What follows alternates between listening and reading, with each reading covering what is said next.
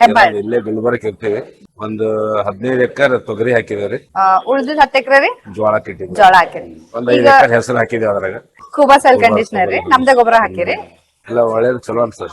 ಚಲೋ ಬಂದದ್ರಿ. ಜೋಳಕ್ಕೂ ಹಾಕಿದೇವ್ರಿ ಮತ್ ತೊಗರಿಗೂ ಹಾಕಿದ್ವಿ. ಚಲೋ ಅನ್ಸಲ್ ಸರ್. ಮತ್ತೊಮ್ಮೆ ಹಾಕ್ಬೇಕಲ್ಲತ್ತೀನಿ ಇನ್ನೊಂದ್ಸಲ ಡಬಲ್ ಕೊಡ್ಬೇಕಲ್ಲತ್ತೀನಿ. ಹೋದ ವರ್ಷ ಈ ವರ್ಷ 2 ವರ್ಷ 2 ವರ್ಷ ಆಯ್ತು. ಚಲೋ ಅನ್ಸದ್ರಿ. ಹೋದ ವರ್ಷ ಚಲೋ ಬಂದದ್ರಿ ಇಳುವರಿ. ಚಲೋ ಬಂದ್ರಿ ಸರ್. ಸರಿಯಾಗಿ ಅಂದ್ರೆ ರೈತರು ಬೇರೆ ರೈತರು ಯೂಸ್ ಮಾಡ್ಬೇಕಂದ್ರೆ ನೀವು ಹೇಳ್ಬೋದ್ರಿ, ಯೂಸ್ ಮಾಡ್ಬೋದ್ ಅವ್ರು. ಏನ್ ಬಳಸ್ಬೇಕೇನ್ ಬ್ಯಾಡ್ರಿ? ಬಳಸ್ಬೇಕ್ರಿ. ರೇಟ್ನು ಕಡಿಮೆ ಅದ. ರೇಟ್ನು ಕಡಿಮೆ ಅದ. ಈಗ ನಾವು 1400 ರೂಪಾಯಿ ಕೊಟ್ಟು ಅದು ತೊಗೊಂಬದಕ್ಕೆನ ಇದು ಆರ್ಗಾನಿಕ್ ಅದ. ಚಲೋ ಅನ್ಸ್ತದೆ. ರೇಟ್ನು ಕಮ್ಮಿ ಅನ್ಸದ್ ನಿಮಗ್, ಖರ್ಚುನು ಕಮ್ಮಿ ಆಗ್ಯದ. ಮಣ್ಣೇನ್ ಚೇಂಜ್ ಆಗೇದ್ರಿ? ಏನ್ ಹೆಂಗ್ ಅದರಿ? ಇದು ಚಲೋ ಅದ. ಆದರ್ಶನಿಕ್ಕಿಂತ ಎಲ್ಲ ಚಲೋ ಅನ್ಸತ್ತೆ. 2 ವರ್ಷ ಅವೇ ಬೆಳ್ಕೊತ ಹೋಗಿದ್ದೆ ನಾವ್ರಿ, ಗೊತ್ತಾಗಿಲ್ಲ.